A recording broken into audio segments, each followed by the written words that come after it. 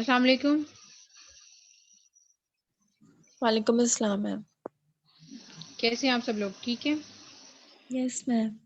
Ma'am आप कैसे हैं? मैं ठीक हूँ। अच्छा, आज का लेक्चर हम स्टार्ट करते हैं। नया टॉपिक है आज का, that is related with the transplant. ठीक है। और उसके बाद फिर हमने इम्यूनो डेफिशिएंट डिसऑर्डर्स के बारे में बात करनी है। So we are going to start with the first topic which is related with the transplant. ठीक है। अच्छा, ट्रांसप्लांटेशन जो है, how we are going to define this term, that this is actually you can see a process in which we are going to transfer the cells or the tissues or the organ from our donor to a recipient. Okay. So when you are going to talk about our transplantation, always there is a donor and a recipient. The donor who is actually going to donate the cells or the tissues or the organ, and the recipient is a person who is going to receive those group of cells or the tissues or that organ. ठीक है। सो transplantation जो है उसके बारे में हम इसलिए बात कर रहे हैं कि when we are going to talk about the immune system of human body, so जो ट्रांसप्लांटेशन का मैकेनिज्म है, it's also come under the heading of this immune system, because when we are going to go for this process of transplant, the genes which needs to be matched between the donor and the recipients, they are your HLA genes. If the HLA genes are not properly matched between the donor and the recipient, this will lead to the mismatching, and this is going to lead to the activation of the immune system of the recipient and lead to the formation of antibodies against the transplanted organ, or the your cytotoxic CD8 cells gets activated against that transplanted tissue and lead to the destruction of that transplanted organ. Okay, so that's why it's very important to study this topic also, that the transplantation is a process in which the group of cells, the tissues or the organs are going to be transferred from one person to another person, or you can say in other species of animal, we can say from one animal to the other animal, we are going to transfer the groups of cells or the tissues or the organs. Okay, and one is who is going to donate the tissue or the organ is the donor, and the one who is going to receive these tissue cells or the organs is the recipient. Okay. So transplant immunology is going to be very important that to study, because whenever there is going to be mismatching between the donor and the recipient, this is going to lead to the activation of the recipient immune system, leading to the injury and the destruction of the transplanted tissue. So right, so before going for this transplant rejection study, we should also be knowing this thing, that what are the different types of grafts are, right? So when we are going to talk about the different types of graft, there are four main types, right? The autologous or the self graft. This is the type of graft in which a tissue, or you can say cells, are being transplanted from one part of the body to another part of the body of the same person. For example, if a person who has got a burn on the skin, and this is the deep burn which has involved a larger area of the skin, so for that area to be healed, we have to transplant the skin, which is going to be taken from another portion of the body, and it is going to be transplanted over there. Okay. So this is an example of the autologous graft. ठीक है। सिंजेनिक या identical twin में जो grafting होती है, जो identical twins होते हैं, सबको ये बात पता है that they are going to be developed from the same zygote. So the HLA genes of the identical twins are same. So whenever you are going to transplant any organ between the identical twin, this is called as syngenic transplant. और इसमें जो है chances of HLA differences नहीं होते, क्योंकि दोनों की HLA gene same होती हैं, as they have been developed from the same zygote. Those who are identical twins. ठीक है, जो identical twins नहीं होते उनकी HLA genes different होंगी, because they are going to be developed from the different zygote. ठीक है।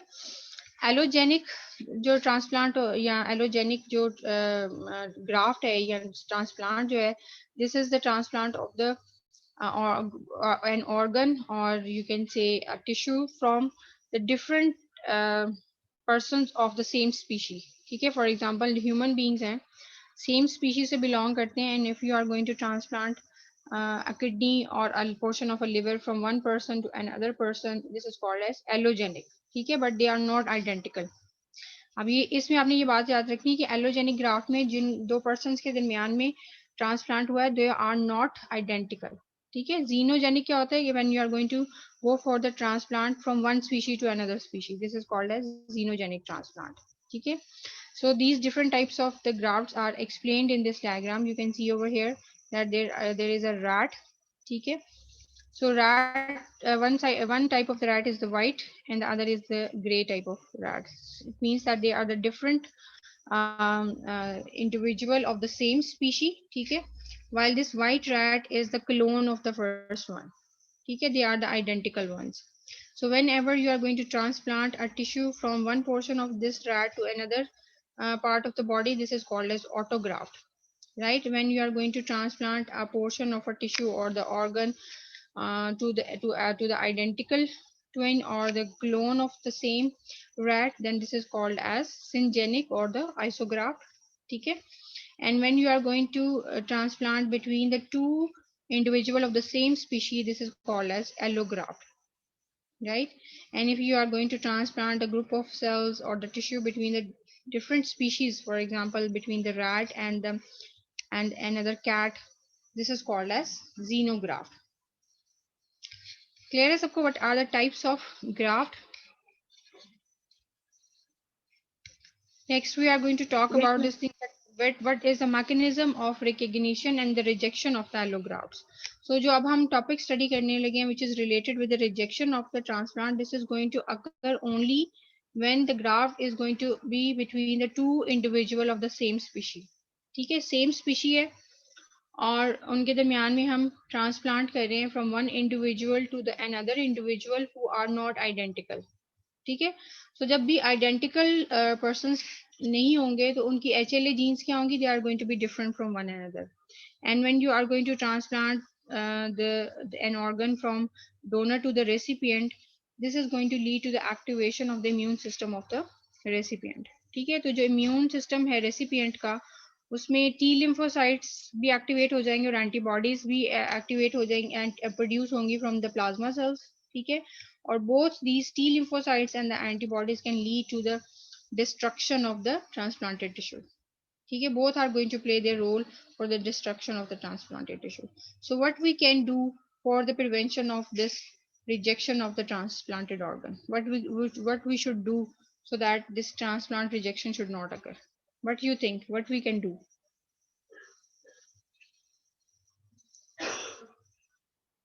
Any idea what we can do to prevent this rejection of the transplanted organ? Any idea? Tissue matching, very good. It means that before going for the transplant, we should go for the matching of the HLA genes. ठीक है, so the close matching of the HLA gene will prevent the activation of the immune system of the recipient.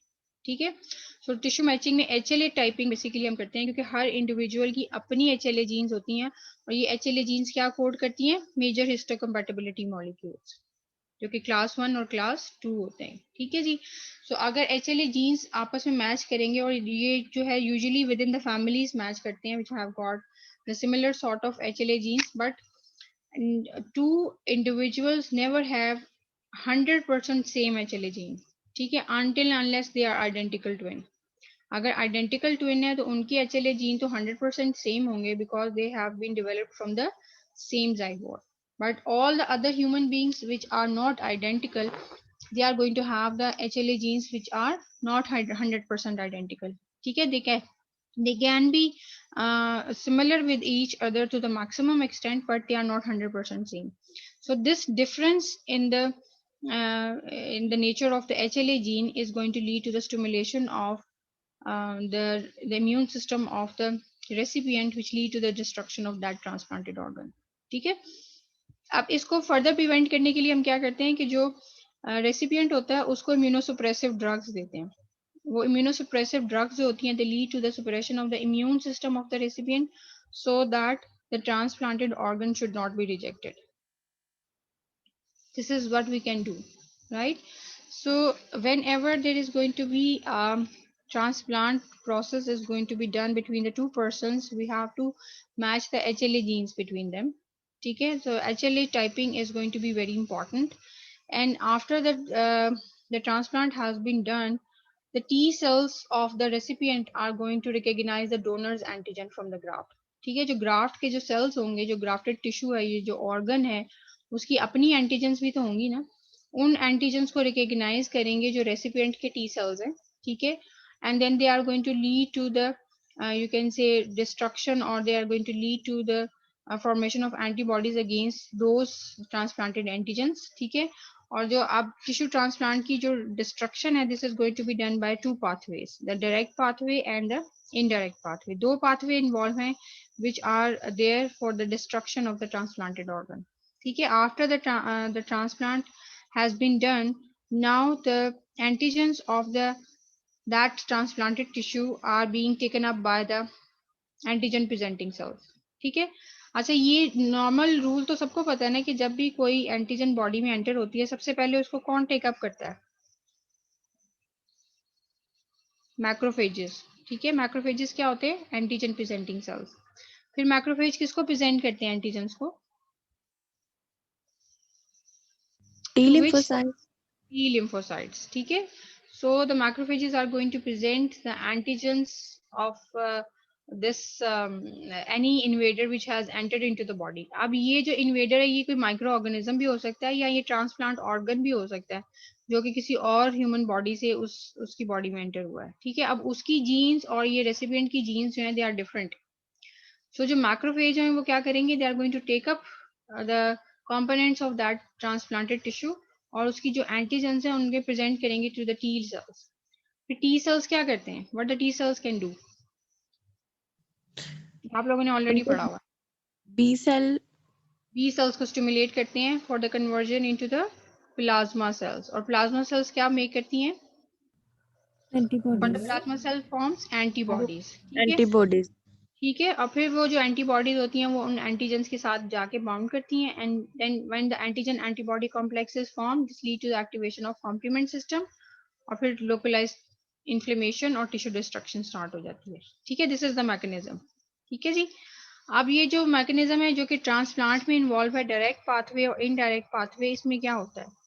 So you can see in this diagram that in the direct pathway, when you are going to transplant a kidney, we are taking the example of a transplant of a kidney, right? You have transplanted a kidney from a donor to a recipient, and after the transplant has been done, the donor's own antigen presenting cells, right? So the antigen presenting cells which were present in the kidney of the donor, they are going to present, or they are going to lead to the activation, they are going to present the antigens of the self जो उसका organ था उसकी antigens को present करते हैं to the T cells of the recipient. ठीक है, और सिंपली आप ये कह सकते हैं कि जो डोनर के एंटीजन प्रेजेंटिंग सेल्स हैं, they are going to lead to the activation of the T cells of the recipient. ठीक है, ये डायरेक्ट पाथवे है जिसमें डोनर के एंटीजन प्रेजेंटिंग सेल्स हैं वो जो रेसिपिएंट की टी सेल्स हैं उनको एक्टिवेट कर देंगे. ठीक है, अब इसमें CD8 सेल्स भी एक्टिवेट होंगे, CD4 सेल्स भी. CD4 सेल्स आपको पता है कि वो क्लास 2 मेजर हिस्टोकम्पैटिबिलिटी मॉलिक्यूल के थ्रू एक्टिवेट होते हैं, और जो CD8 सेल्स है वो क्लास 1 के थ्रू. ठीक है, अब whenever your CD4 cells are going to be activated, अच्छा आपने एक गोल्डन रूल याद रखना है कि जो एक्टिवेटेड CD4 सेल्स होते हैं जिन्हें हम हेल्पर टी सेल्स बोलते हैं, they have got two functions to do. ठीक है, one important function is that they are going to lead to the activation of B lymphocytes to be converted into the plasma cells to make the antibodies. The other important function which the CD4 cells are going to do is that lead to the activation of macrophages. ठीक है, जो कि हमने type 4 hypersensitivity में पढ़ा था ना कि जो CD4 सेल्स होते हैं वो Yes, क्या करते हैं? मैक्रोफेजेस को एक्टिवेट कर देते हैं डायरेक्टली. तो मैक्रोफेज फिर क्या करते हैं? एक्टिवेटेड मैक्रोफेजेस में चेंज हो जाते हैं, which lead to the destruction of the mean to say of the surrounding tissue. ठीक है, या जो फॉरेन एंटीजन है उसको डिस्ट्रॉय करना शुरू कर देते हैं. So you can see over here कि जो ट्रांसप्लांटेड किडनी है उसकी ये ब्लड वेसल्स शो हुई हुई हैं, उसके ये ट्यूब्यूल्स शो हो रहे हैं. ठीक है, सो जो डोनर के एंटीजन प्रेजेंटिंग सेल्स थे उन्होंने स्टिमुलेट कर दिया CD8 सेल्स को और CD4 सेल्स को। CD4 सेल्स ने स्टिमुलेट कर दिया है मैक्रोफेजेस को, which will lead to the direct damage to the tubules. ठीक है, और जो CD8 सेल्स एक्टिवेट हुए हैं, और आपको पता है CD8 सेल्स भी क्या हैं, आपके डायरेक्ट साइटोटॉक्सिक सेल्स होते हैं। ठीक है, ये एंटीबॉडीज मेक नहीं करते but they directly lead to the killing of the cells. तो CD8 सेल्स डायरेक्टली जाके जो ब्लड वेसल्स के एंडोथेलियल सेल्स हैं उनको डिस्ट्रॉय करना शुरू कर देंगे, जो ट्यूब्यूल्स हैं उनके सेल्स को डायरेक्टली जाके डिस्ट्रॉय करना शुरू कर देंगे। So the CD8 cells are toxic for the blood vessels as well as the tubules of the transplanted kidney. ठीक है, ऑन द अदर साइड ये जो आपके CD4 सेल्स थे उन्होंने मैक्रोफेजेस को एक्टिवेट किया और मैक्रोफेजेस ने जाके ट्यूब्यूलर डिस्ट्रक्शन स्टार्ट कर दी। So this is how the direct pathway is involve for the destruction of the transplanted kidney. अब इनडायरेक्ट पाथवे क्या है? इनडायरेक्ट पाथवे में ये है कि जो आपके रेसिपिएंट के अपने एंटीजन प्रेजेंटिंग सेल्स हैं वो भी तो स्टिमुलेट होंगे ना, क्योंकि अब एक फॉरेन एंटीजन जो है वो बॉडी में आ गया है। तो जो फॉरेन ग्राफ्टेड सेल्स आए हैं बॉडी के अंदर, तो आपके अपने जो रेसिपिएंट के अपने जो एंटीजन प्रेजेंटिंग सेल्स हैं, they are going to take up the antigen of these cells and present them to the CD4 cells. This is the normal pathway which the immune system follows. ठीक है, the CD4 cells, once they get activated, they have got two functions to do, that they lead to the activation of B cells to be converted into the plasma cell and make the antibodies. The second function, the CD4 cell is responsible to do that. This is responsible for the activation of macrophages, which will lead to direct destruction of the cells of the transplanted kidney. Okay, while the plasma cells will make the antibodies are going to bound with the antigens against which the antibodies were formed. Antigen antibody complex will be formed, and this will lead to the stimulation of the complement system. Localized inflammation hogi, and this will lead to the tissue destruction. Clear है आपको direct pathway and the indirect pathway which is involved for the destruction of the transplanted organ? Basic difference किसका है? ये जो आपके antigen presenting cell है, direct pathway में donor के एंटीजन प्रेजेंटिंग सेल्स हैं और इनडायरेक्ट पाथवे में रेसिपिएंट के एंटीजन प्रेजेंटिंग सेल्स हैं। क्लियर है सबको? The direct pathway and the indirect pathway. Yes, ma'am. अच्छा, whenever there is going to be transplant of an organ from the donor to the recipient, this is going to lead to the destruction of the transplanted kidney if the HLA genes are not matched properly between them. ठीक है जी, so this is going to lead to the rejection of the transplant. अब ये जो rejection है ये acute भी हो सकती है और chronic भी हो सकती है। acute का मतलब है this is going to occur very rapidly, और chronic that this is going to take a longer time period. ठीक है जी, so ये जो different types की rejection है, we are going to read them one by one. कि जब भी जो graft rejection होती है, this can be hyperacute rejection, that this is going to occur very rapidly.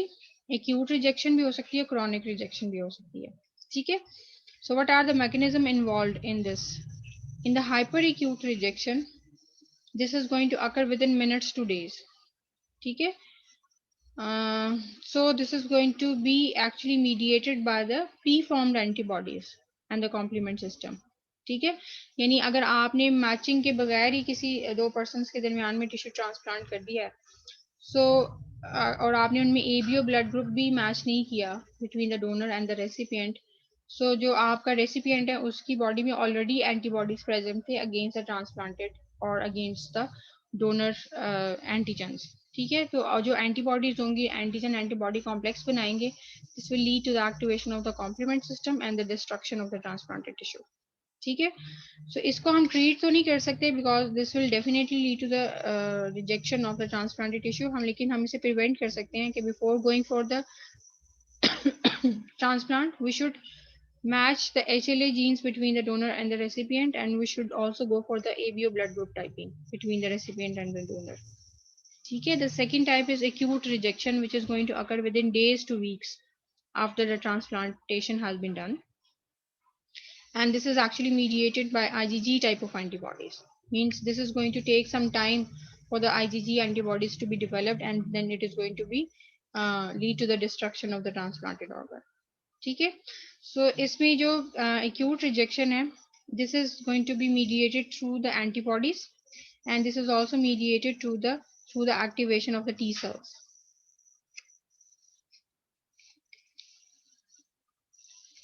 Fatima, should I remove you from the class?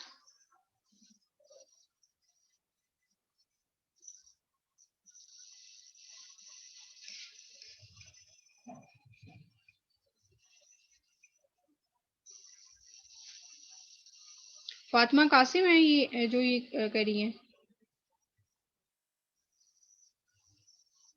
Fatima, are you doing this?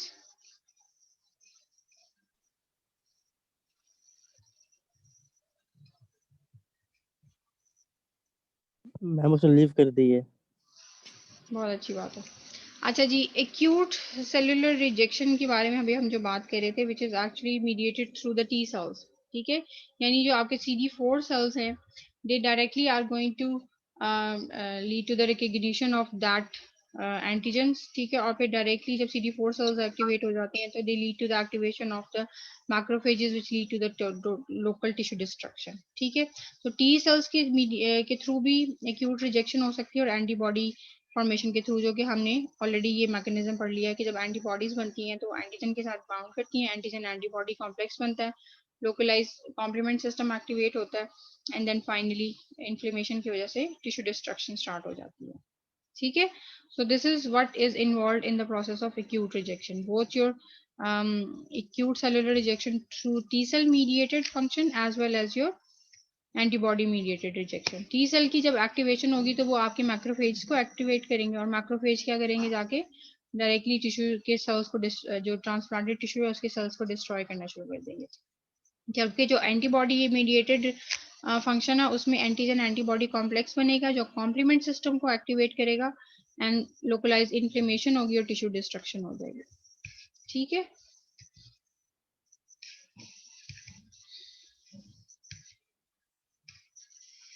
चलें जी.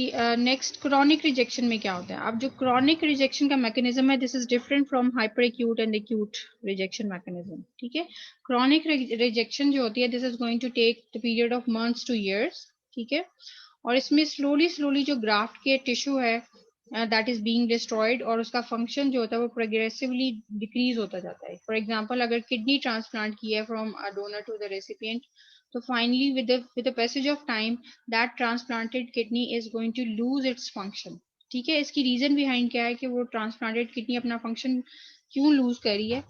The reason behind is that with the passage of time there is going to be arteriosclerosis process is going on within the vessels of transplanted kidney.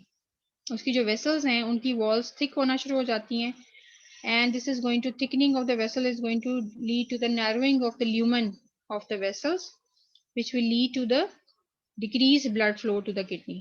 ठीक है, और जब blood flow कम होगा तो hypoxia होगा, tissue hypoxia होगा, और tissue hypoxia की वजह से टिश्यू डैमेज होगा. ठीक है, दूसरा जो फंक्शन इन्वॉल्व है for the chronic rejection is that the fibrosis process जो है, it is going to replace a normal tissue of that transplanted kidney with the fibrotic tissue.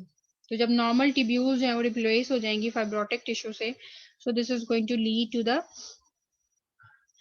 Decrease functioning of transplanted kidney. ठीक है जी, सो reason behind क्या है, ये accelerated arteriosclerosis क्यों हो जाती है और फाइब्रोसिस क्यों होता है. The reason behind is that कि जब भी ट्रांसप्लांटेशन का प्रोसेस होता है, so after that there is going to be activation of the recipient immune system.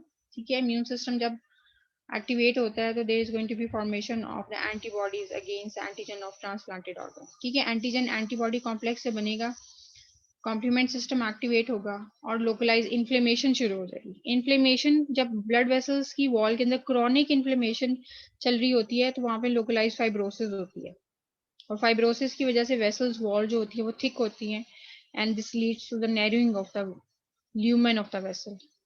ठीक है, और क्रॉनिक इन्फ्लेमेशन की वजह से जब लोकलाइज टिश्यू डिस्ट्रक्शन होगी और फिर वहां पे फाइब्रोसिस होगी, तो नॉर्मल टिश्यू जो होगा वो रिप्लेस हो जाएगा by the fibrotic tissue. So this is going to lead to the decreased functioning of the kidney, transplanted kidney या organ.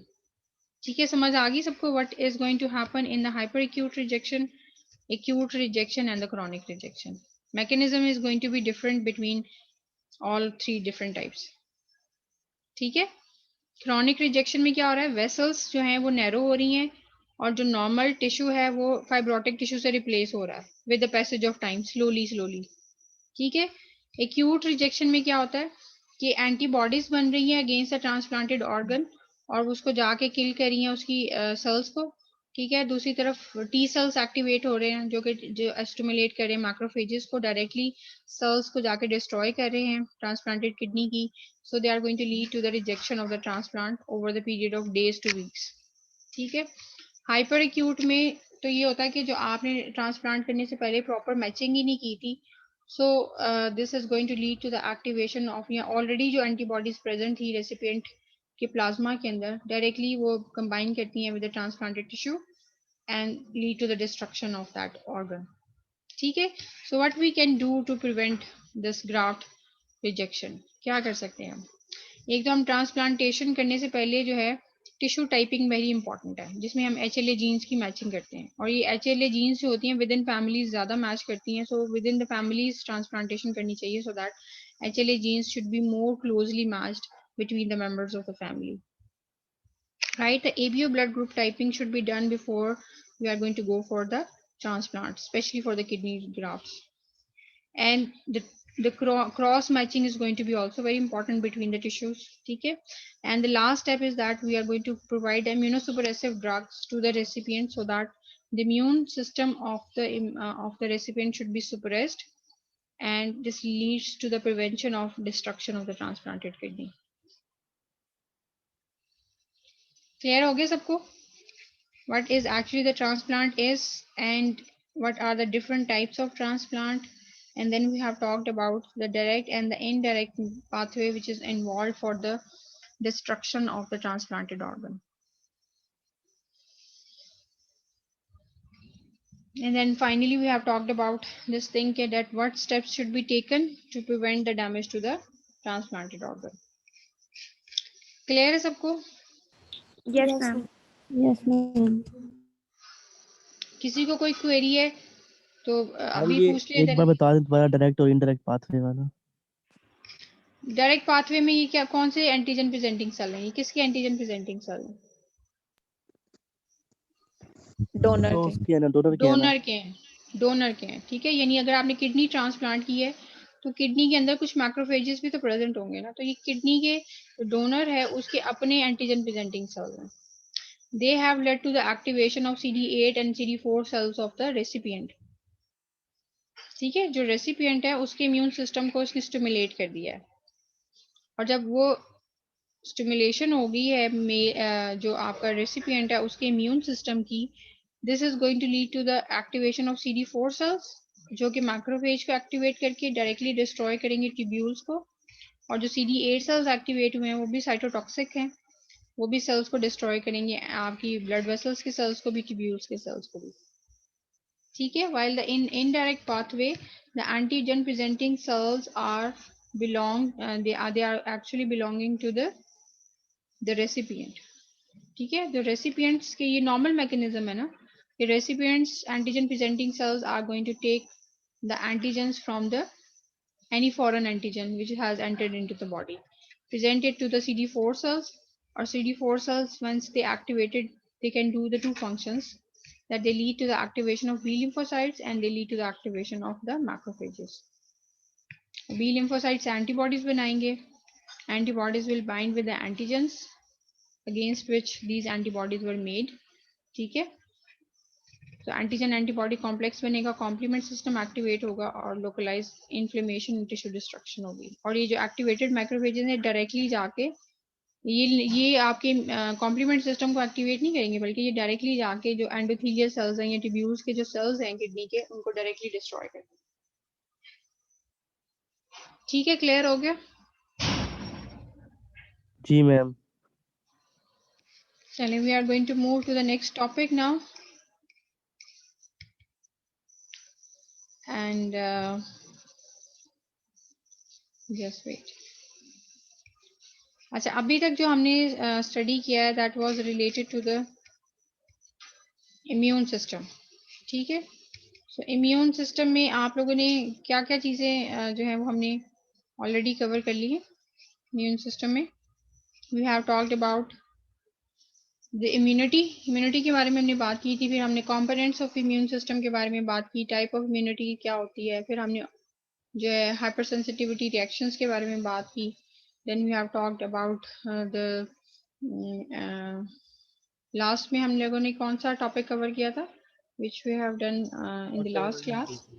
Auto immune disease. Very good. ठीक है, जिसमें हमने उन डिजीजेस के बारे में बात की थी जिसमें आपका जो इम्यून सिस्टम है it's going to react against your self antigens.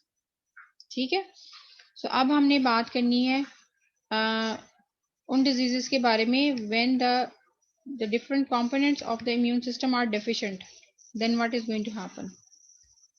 So आपका क्या ख्याल है कि अगर किसी पर्सन में components of immune system जो हैं if they are deficient, what that person is going to have?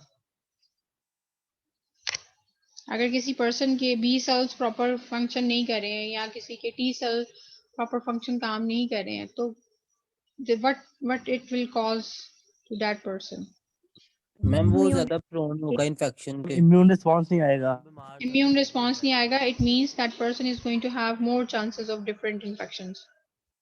ठीक है, so अब हमने डिस्कस करना है regarding the immunodeficiency syndrome, that if a person is going to have deficiency of different components of the immune system, then that person is going to suffer from the immunodeficiency. ठीक है, अब ये जो immunodeficiency है, this can be primary immunodeficiency or it can be secondary. Primary immunodeficiency क्या होती है? If a person is born with a deficient immune system, ठीक है, यानी उसका बाय बर्थ ही बी सेल्स डिफेक्टिव थे या उसके by birth T cells defective थे या उसका कॉम्प्लीमेंट सिस्टम जो था दैट वाज एब्सेंट या not functioning properly, this is called as primary और कंजेनिटल इम्यूनोडेफिशिएंसी. ठीक है, और सेकेंडरी क्या होगा? that person is going to have a deficient immune system during the life because of some other reason. ठीक है, for example अगर एक पेशेंट है जिसको that person is going to have some sort of malignancy or the cancer and we are going to give some chemotherapy for the treatment of that cancer. अब जो chemotherapeutic drugs होती हैं they are going to lead to they are cytotoxic drugs, they lead to the killing of the cancer cells. ठीक है, along with this they can lead to the destruction of the normal cells of the body. ठीक है, तो जो आपकी chemotherapy है this can lead to the suppression of your immune system. ठीक है, some certain infections, for example the HIV virus infection can lead to the destruction of your CD4 cells and the immune system gets depressed. ठीक है, malnourishment can cause this can affect the functioning of the immune system. ठीक है, and that person can have immunodeficiency. ठीक है जी, so or if a person has been exposed to some sort of radiation which can damage the components of the immune system, this can also cause immunodeficiency. So it means if a person is going to acquire the immunodeficiency during life, this is called as secondary immunodeficiency. ठीक है, so immunodeficiency जो disorders हैं, we have broadly classified them into the primary and secondary type. The primary is one which is present at the time of birth and it is because of the deficiency of any of the component of immune system. And the secondary is one because of the which is being acquired during the life, that the person was born with the normal immune system but during the life because of some disease or because of the use of some drug or nutritional deficiency has led to the inadequacy of the immune system, which has led to the immunodeficiency. Clear है सबको primary और secondary क्या है? जी ma'am. Yes, ma'am. ठीक है, primary immunodeficiency जो है it is the group of disorders which is going to result because of the defect in the intrinsic immune system. ठीक है, or you can say that this is because of the defect in one of the components of the immune system which is present at the time of birth. ठीक है, अब जो primary immunodeficiency diseases हैं ये usually related होती हैं with some sort of gene defects. ठीक है, यानी जीन्स में कोई डिफेक्ट था, ये जीन में कोई म्यूटेशन हो गई थी which has led to the abnormal formation of component of immune system and these sort of gene defects can be transferred within the families. ठीक है, so ये autosomal recessive फॉर्म में भी ट्रांसफर हो सकती हैं within the families from one generation to the other generation. X link form में भी ट्रांसफर होती हैं. ऑटोसोमल डोमिनेंट बहुत रेयर होता है कि ऑटोसोमल डोमिनेंट कोई डिजीज हो, मोस्टली ऑटोसोमल रिसेसिव होती हैं एक्स लिंक्ड भी होती हैं, ठीक है, and they can B because of sporadic gene mutation. जो स्पोरेडिक जीन म्यूटेशन होती है उसमें क्या होता है कि they don't run in the families, but might be because of some change within the gene. It leads to the dysfunction of that gene and can cause appearance of disease in that affected person. ठीक है, ये आप सबको ये सब जो definitions हैं ये सबको पता है ना कि एक्स लिंक्ड क्या होती हैं, ऑटोसोमल रिसेसिव क्या होता है, ऑटोसोमल डोमिनेंट क्या होता है, और स्पोरेडिक जीन म्यूटेशन क्या होती है। जी मैम पता है। ठीक है, सो ये जो आपकी प्राइमरी इम्यूनोडेफिशिएंसी डिजीजेज हैं, दे आर एक्चुअली फेमिलियल। ठीक है, कुछ फेमिलियल होती हैं that they are going to run within the families and they are associated with the gene defects, लेकिन कुछ स्पोरेडिक भी होती हैं। स्पोरेडिक का क्या मतलब होता है कि they can be caused by sudden mutation within the genes, और एक्चुअली वो फैमिलीज में रन नहीं करी थी कि नहीं करी थी, बट एक्चुअली कोई जीन में म्यूटेशन हुई है which has led to the appearance of the disease in a person. ठीक है, कॉमन साइन सिम्टम्स क्या होंगे? Any person who is suffering from immunodeficiency, that they are going to be more prone to have different infections. ठीक है, so the different symptoms which are common in the patients who have got immunodeficiency are that they are going to have frequent and recurrent pneumonias, ठीक है, bronchitis, sinus infections, ear infections, meningitis or skin infections. These are going to be common in these patients who are immunodeficient. Right, the inflammation and the infection of the internal organs is common in these patients. Blood disorders, for example, low platelet count or anemias is going to be common in these patients. Digestive problems such as cramping, loss of appetite, nausea, diarrhea, they are also common because of the recurrent GIT infections, right? The growth of these affected, you can say, the patients is going to be delayed, and their development is also delayed. The autoimmune disorders, different autoimmune disorders, which includes the lupus, the rheumatoid arthritis, and type 1 diabetes, is also common in these patients who have got immunodeficiency. So these are the common symptoms of a patient who has got immunodeficiency, right? The primary immunodeficiency diseases are those which are present at the time of birth. So it means the primary immunodeficiency disorders, they are going to affect any patient who is going to be in the early ages. ठीक है, क्योंकि primary immunodeficiency जो है it's going to be present at the time of birth. So अगर किसी का immune system जो है at the time of birth function नहीं कर रहा, सो इसका मतलब है कि at the time of birth ही that person is prone to have different sort of infections. ठीक है, सो प्राइमरी इम्यूनोडेफिशिएंसी डिजीजेस जो हैं उनकी ये लिस्ट है नेम्स की, कुछ जिन इनमें से हमने चूज की हैं जो मोस्ट कॉमन है। ठीक है, इसमें एक्स लिंक्ड ए गामा ग्लोबिनीमिया है, कॉमन वेरिएबल इम्यूनोडेफिशिएंसी डिजीज है, सिलेक्टिव आईजीए डेफिशिएंसी है। इन सबको हमने वन बाय वन स्टडी करना है बहुत ही ब्रीफ फॉर्म में। ठीक है, सवेयर कंबाइंड इम्यूनोडेफिशिएंसी डिजीज है, क्रॉनिक ग्रैनुलोमेटस डिजीज है, विस्कॉट एल्ड्रिच सिंड्रोम है, x linked hyper IgM syndrome है, डिजॉर्ज सिंड्रोम, जी सब क्लास डेफिशिएंसी और ए टेक्सेटोलेंजेक्टेजिया है। ठीक है, so these are the different you can say disorders which are primary immunodeficient disorders. ठीक है, अब ये जो primary immunodeficient disorders हैं, they can be broadly classified into the main 6 groups. ठीक है, that they can be either because of the deficiency of the B cells, they can be because of the deficiency of the T cells, combined B cell T cell deficiency भी हो सकती है, phagocytic functions भी defective हो सकता है, complement system defective हो सकता है, or there can be sometimes the reason is unclear that which component of the immune system is actually defective, which has led to the primary immunodeficiency. So we call them as idiopathic, that we don't know the reason behind.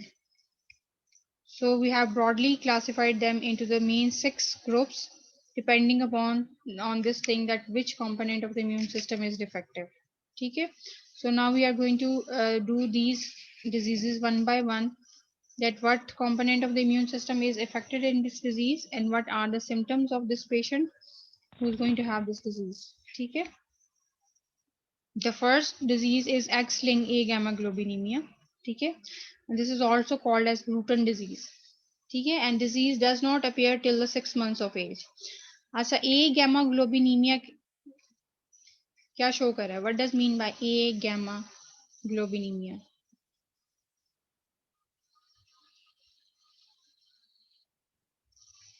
कोई बता दे, ए gamma ग्लोबिनीमिया क्या है? Globulin. Immunoglobulins कहते हैं ना हम antibodies को, ठीक है। Yes, ma'am. तो ए गैमा ग्लोबिनीमिया का मतलब है कि इस पेशेंट के अंदर जो सारी इम्यूनोग्लोबुलिन्स है दे आर टोटली डेफिशिएंट, ठीक है, and this disease is not going to appear till the 6 months of age. What's the reason behind why the patient will not suffer before 6 months of age? इसकी reason मैंने पहले बताई हुई है। What's the reason behind? Passive immunity क्या होती है? या immunoglobulins which are transferred from the mother to the fetus during the intrauterine life. बताया था ना, IgG type of ma'am antibodies वो होती है जो ब्रेस्ट कि फीडिंग होता है ट्रांसफर इसलिए। ब्रेस्ट फीडिंग से भी ट्रांसफर होती हैं और प्लेसेंटा के थ्रू ड्यूरिंग इंट्रायूट्राइन लाइफ भी ट्रांसफर होती हैं, ठीक है।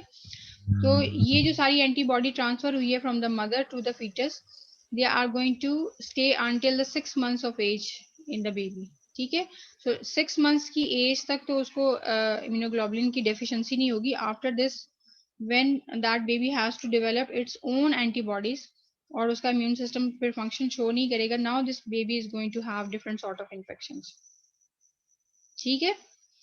So now the baby is going to have recurrent bacterial infections with pneumococci, streptococci, meningococci, pseudomonas और Haemophilus influenza। ये सारे जो different microorganism है, they are going to cause different sort of infections in this newborn, ठीक है जी। So in patients में जितनी भी सारी classes है immunoglobulins की, they are grossly depleted, ठीक है, क्योंकि marked decrease है B cells के अंदर। B cells are not doing their function, they are decreased in number, so immunoglobulins are not formed, ठीक है। so जब एंटीजन एंटीबॉडी रिएक्शन नहीं होगा, so कोई भी फॉरेन इन्वेडर जब बॉडी में एंटर होगा, this will lead to the disease in that affected person, ठीक है। इन पेशेंट्स में आर्थराइटिस, हेमोलिटिक एनीमिया और atopic manifestation which are allergic, you can say allergic disorders, they are common in the patients who have got this Bruton's disease, ठीक है। Next जो disorder है, this is called as common variable immunodeficiency, ठीक है। अच्छा, ये Bruton's disease से affected child की फोटो है दैट 6 months की एज के बाद now the baby is going to have different sort of infections because of the deficiency of the immunoglobulins, ठीक है। अच्छा, नेक्स्ट है common variable immunodeficiency. We call it as variable because this sort of immunodeficiency is going to be appearing late in after birth, ठीक है। और ये 15 से 35 years की एज के दरमियान में यूजुअली अपेयर होती है and vary from patient to patient के, कुछ में अर्ली अपेयर होती है, कुछ में लेट, ठीक है। So this is a late onset hypogammaglobulinemia, ठीक है, यानी इसमें भी आपकी जो एंटीबॉडीज है उसका लेवल लो होता है, लेकिन इसका लेट ऑनसेट है, ठीक है।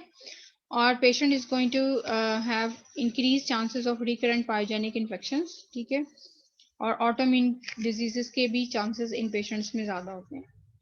They are going to have the malabsorption and GRDSS, ठीक है। टोटल इम्यूनोग्लोबुलिन लेवल इनमें लो होता है। बी सेल जो हैं they are actually defective in these patients and they are not forming the immunoglobulins in adequate amount, ठीक है। और इन पेशेंट्स में जो हेल्पर टी सेल्स होते हैं उसकी एक्टिविटी भी डिमिनिश होती है, क्योंकि हेल्पर टी सेल्स ये ना जो स्टिमुलेट करते हैं बी सेल्स को टू मेक द एंटीबॉडीज। तो इन पेशेंट्स में हेल्पर टी सेल्स होते हैं उनकी एक्टिविटी भी डिमिनिश्ड होती है, और सुप्रेसर टी सेल्स होते हैं उसकी एक्टिविटी ओवर जो है ओवर स्टिमुलेटेड होती है, because the suppressor T cells are going to inhibit the all the components of immune system, ठीक है। सो इन पेशेंट्स के अंदर T cells, helper T cells जो है उसकी एक्टिविटी डिक्रीज होती है, लेकिन सुप्रेसर टी सेल्स की एक्टिविटी ज़्यादा हुई होती है, इसलिए जो इम्यूनोग्लोबुलिन जो है वो एडिक्वेट अमाउंट में नहीं बन पा रही, ठीक है। So these were the features of a patient who is going to be suffering from common variable immunodeficiency. Next is selective immunoglobulin deficiency. Selective immunoglobulin deficiency means that the person is going to have deficiency of any of the class of immunoglobulin, that it can be either IgA, IgM, IgG, right, or it can be IgE. So any class of the immunoglobulins is going to be deficient. Okay. So it has been found that 1% of the patients who are suffering from recurrent infections, they are having selective immunoglobulin deficiency. ठीक है, and और इसमें सबसे common जो है वो IgA deficiency है, which is going to be found in 0.2% of the normal population. ठीक है, and those who are going to have in deficiency of IgA, they are going to be more prone to have increased chances of respiratory infections. ठीक है, स्टेटोरिया के chances इनमें ज़्यादा होते हैं, atopic disorder ज़्यादा होते हैं. ठीक है, and those patients are suffering from deficiency of IgA antibody, it's being found that they have got anti-IgA antibodies, यानी इस एंटीबॉडी के अगेंस्ट एंटीबॉडीज प्रेजेंट होती हैं उनके सीरम में, which lead to the destruction of IgA antibody. ठीक है, so what we can do for these patients to help them, that we can transfer the artificially made IgA antibody. We can transfuse that artificially made IgA antibody to them to make their immune system boost up, right? Some of the patients might have selective IgM deficiency, और IgM जो है, this all of you know this thing, कि IgM जो antibody है वो initial immune response में बनती है from the plasma cells, which is later being replaced by IgG type of antibody. ठीक है, so IgM जिनमें deficient होगी, so initially जो plasma cells ने against the microorganism IgM antibody बनानी है, जब वो नहीं बनेगी तो microorganism rapidly grow करेंगे and they are going to enter into the bloodstream, and this condition is called as septicemia. ठीक है, so IgM deficiency की वजह से patients are going to have septicemias. Clear है सबको? Selective immunodeficiency. Ma'am, what is steatorrhea? Steatorrhea is the appearance of fats with the stool. ठीक है, तो इन पेशेंट्स में फैट की एब्जॉर्प्शन जो है वो भी एडिक्वेट नहीं होती, so the fat component of the diet is going to be wasted. ठीक है, तो जो फैट होती है वो स्टूल में लूज होना शुरू हो जाती है. This condition is called as steatorrhea. ठीक है, अच्छा नेक्स्ट है immunodeficiency with hyper IgM. Mean to say कि इन पेशेंट्स में बाकी जो इम्यूनोग्लोबुलिन्स हैं वो तो लो होते हैं, लेकिन आईजीएम का लेवल हाई होता है. ठीक है, so these patients are going to have low IgA and IgG levels, but the IgM level is going to be raised in these patients. ठीक है, and they are going to be prone to have different sort of infections. इन patients में thrombocytopenia, neutropenia और haemolytic anaemia और renal lesions common होती हैं. ठीक है, and usually these patients are born with congenital rubella, that they are going to have intrauterine infection with the rubella virus during the intrauterine life, and they are born with that because their immune system is not functioning properly. So we can treat them by giving the IV form of different immunoglobulins. IV form में हम उन्हें दे दें, injection की form में, to help them to fight against the different diseases. ठीक है, जो next disease है, this is called as thymic hypoplasia और डिजॉर्ज सिंड्रोम. मैम ये न्यूट्रोपिनिया क्या होता है? न्यूट्रोपिनिया, न्यूट्रोफिल्स की डेफिशिएंसी. जैसे थ्रोम्बोसाइटोपिनिया है ना, जो प्लेटलेट्स की डेफिशिएंसी है. Neutropenia is neutrophils deficiency. Haemolytic anaemia क्या है? When the RBCs are going to be broken down, which causes anaemia. ठीक है, अच्छा थाइमिक हाइपोप्लेजिया या डिजॉर्ज सिंड्रोम जो है, this is the disease which is actually a developmental defect है. ठीक है, यानी ये जो डिजीज है, this is not associated with some sort of genetic disorder, but this is a developmental defect in which the parathyroid gland and the thymus gland are not properly developed. ठीक है, they are either aplastic, that they are not totally developed at all, or they are partially developed, hypoplasia उनका. ठीक है, so the thymus and the parathyroid gland are either aplastic or hypoplastic. ठीक है, and this is not hereditary, but this is actually because of the developmental defect, and it's being caused by some sort of intrauterine infection. Tetralogy of Fallot is going to be common in these patients. Tetralogy of Fallot क्या होती है? This is the developmental defect in the development of the heart. जब heart की जो normal structure है वो that is not properly formed during the developmental process, this is called as tetralogy of Fallot. ये आप लोगों ने पढ़ा भी होगा tetralogy of Fallot पहले, Yes, ma'am. Yes, ठीक ma'am. है. तो इन पेशेंट्स में फैलेट्स, हाँ जी, फैलेट्स टेट्रोलॉजी जो है वो कॉमन होती है इन पेशेंट्स के अंदर. And because of the dysfunctioning of the parathyroid gland, जो कैल्सिटोनिन हार्मोन प्रोड्यूस होता है from the parathyroid gland, that is deficient in these patients. So the patient is going to have the neonatal tetany. ठीक है, क्योंकि hypocalcaemia होगा और hypocalcaemia will cause the tetany in these patients. ठीक है, and these patients are more prone to have different viral, fungal and bacterial infections. अच्छा, चूंकि T cells जो है वो बेसिकली कहाँ पे डेवलप होते हैं, थाइमस में, थाइमस ग्लैंड के अंदर. तो वहां से फिर टी सेल्स माइग्रेट करते हैं to the lymph nodes and the spleen. So if a patient has got non-development of this or the inadequate development of the thymus gland, so the T cells which are being transferred from the thymus to the lymph nodes and the spleen, they are deficient. ठीक है, तो spleen और lymph node में T cells नहीं होंगे. ठीक है, और इस तरह से circulating T cells are deficient in these persons. So इसका मतलब ये हुआ कि जो डिजॉर्ज सिंड्रोम है बेसिकली इन पेशेंट्स के अंदर टी सेल्स आर डिफेक्टिव. उससे पहले अभी हम जितने भी डिस्कस कर रहे थे they were actually because of the deficiency of immunoglobulins. ठीक है, अब डिजॉर्ज सिंड्रोम जो है इसमें पेशेंट्स के अंदर टी सेल्स जो है उनकी डेफिशिएंसी है. ठीक है, तो टी सेल्स की डेफिशिएंसी की वजह से इन पेशेंट्स में डिलेड हाइपर सेंसिटिविटी रिएक्शन, जो टाइप 4 हाइपर सेंसिटिविटी रिएक्शन है वो भी मास्क्ड होता है. और इनके अंदर जो ग्राफ्ट रिजेक्शन है वो भी पुअर होती है. ठीक है, क्योंकि टी सेल्स ही है ना जो ग्राफ्ट रिजेक्शन में इन्वॉल्व है और डिलेड हाइपर सेंसिटिविटी में इन्वॉल्व है. तो जब वही नहीं प्रेजेंट होंगे तो इनमें इन पेशेंट्स के अंदर ना डिलेड हाइपर सेंसिटिविटी रिएक्शंस होंगे और ना ही इन पेशेंट्स के अंदर ग्राफ्ट रिजेक्शन होगी. अच्छा, ये जो डिजॉर्ज सिंड्रोम के पेशेंट्स होते हैं they have got specific facial features which can help us to diagnose them. ठीक है, that they have got the cleft palate, they are going to have the anti-mongoloid eyes. Short philtrum होता है with fish mouth appearance. Philtrum क्या होता है? The space between the nose and the mouth. This area is going to be short in these patients with the fish mouth appearance, as you can see in this patient. Micrognathia, which means the short opening of the mouth. ठीक है, low set pixie like ears, यानी इन patients के जो ears होते हैं they are at the lower level than the normal one. ठीक है, normally जो हमारे ears होते हैं they are at the level of eye. ठीक है, तो इनके जो ears होते हैं they are below the normal level.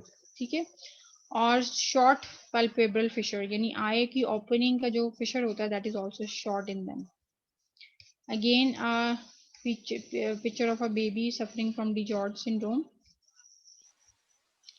ठीक है, और इन पेशेंट्स में cleft palate होता है that's quite common. और डिजॉर्ज सिंड्रोम में T lymphocytes are basically deficient. अच्छा, नेक्स्ट जो टाइप ऑफ डिजीज है this is called as ataxia ये बच्चे सर्वाइव कर लेते हैं? डिपेंड्स ऑन दिस थिंग कि कितनी लेवल की डेफिशिएंसी है. If they are going to have a great deficiency of the T lymphocytes तो इसका मतलब है रिकरेंट इन्फेक्शंस की वजह से दे कैन डाई. ठीक है, लेकिन अगर कुछ पेशेंट्स में माइल्ड डेफिशिएंसी है टी लिम्फोसाइट्स की, they are going to survive but they are definitely are going to have a miserable life because of recurrent infections. ठीक है, एटेक्सिया टेलेंजेक्टेसिया, तो रिकरेंट इन्फेक्शंस की वजह से most of these immunodeficient child, अगर severe deficiency है तो they are going to die, और अगर माइल्ड डेफिशिएंसी है then they are going to survive but they are prone to have recurrent infections. Ataxia telangiectasia is the next disease, and this is actually because of the deficiency of IgA antibody with low IgE level. ठीक है, और इन patients में ज़्यादा chances होते हैं sinopulmonary infections के and to have different sort of malignancies.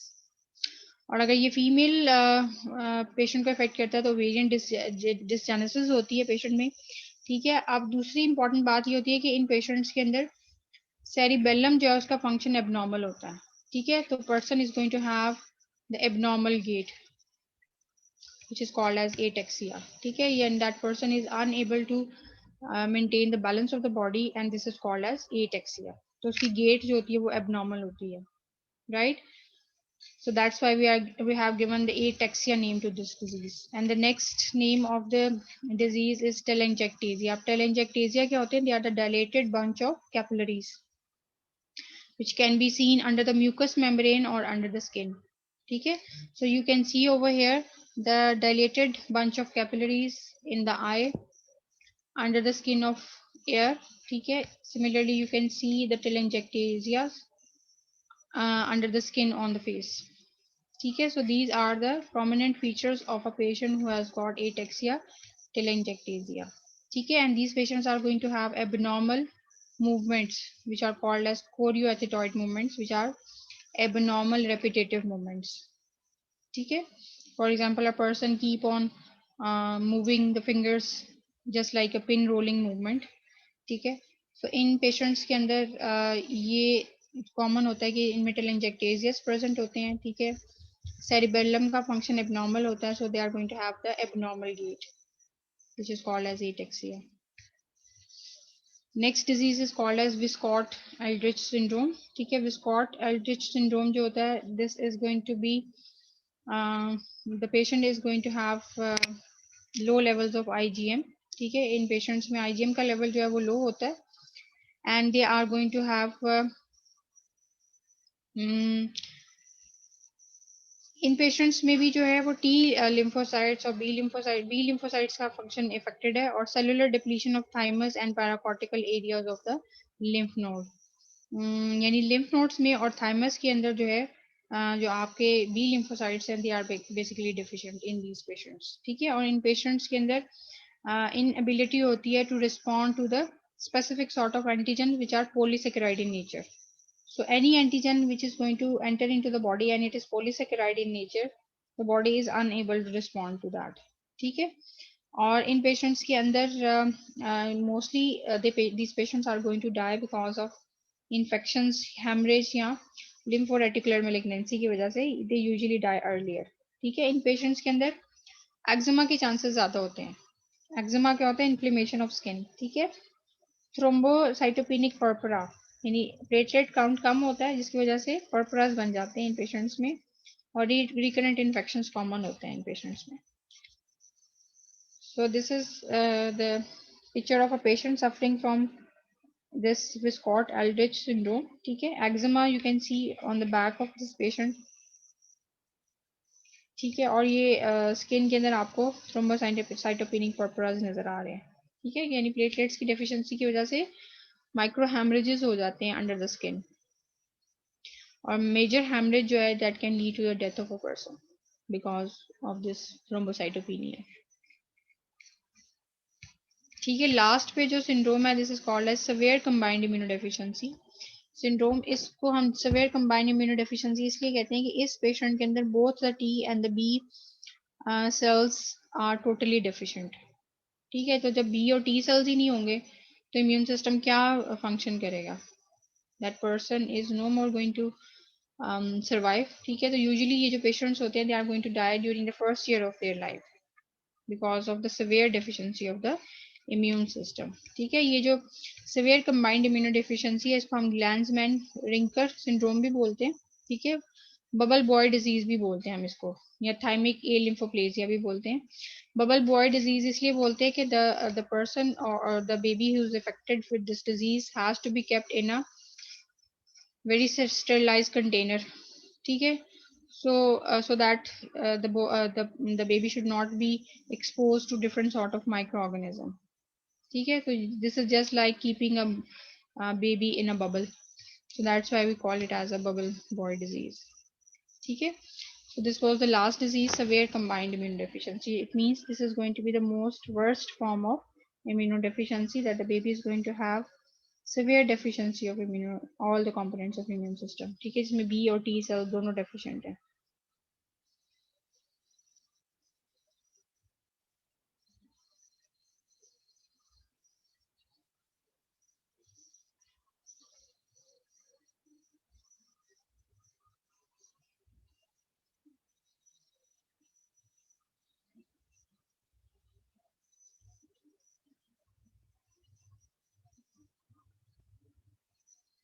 ठीक है जनाब, क्लियर है सबको? Yes, ma'am. कोई क्वेरी है किसी की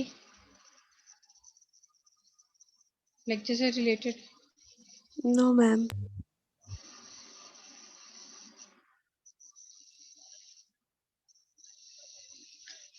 कोई और इशू है किसी का?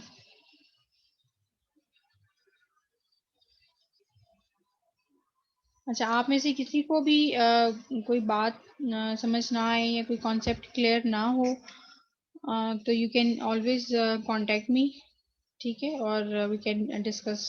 यहाँ क्लास के एंड पे अगर किसी को कुछ बात समझ नहीं आती तो I can extend the time for for a student who is going to have some sort of problem with any concept. Okay, ma'am.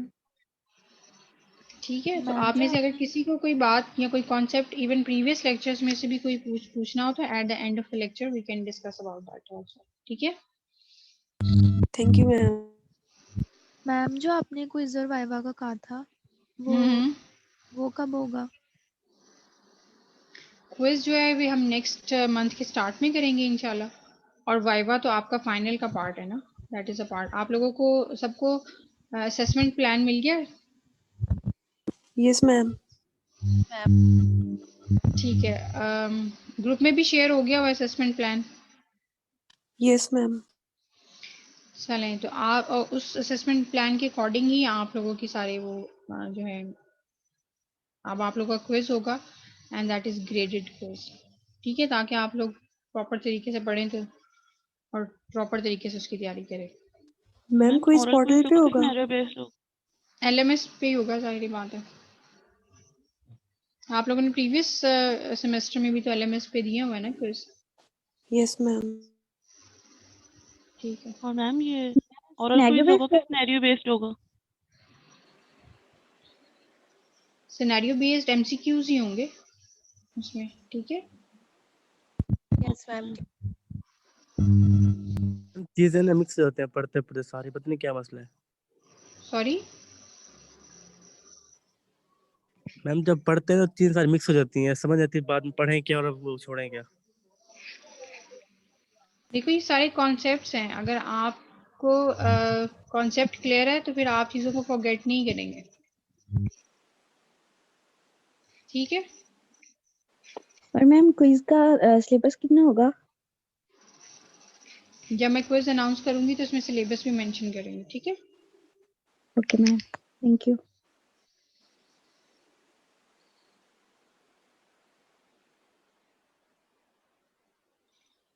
हाँ जी, कोई और क्वेरी किसी की? मैम वो एक रिकॉर्डिंग नहीं मिली थी, वो मैंने आपको मेल भी की थी कि रिकॉर्डिंग सेंड कर दीजिएगा।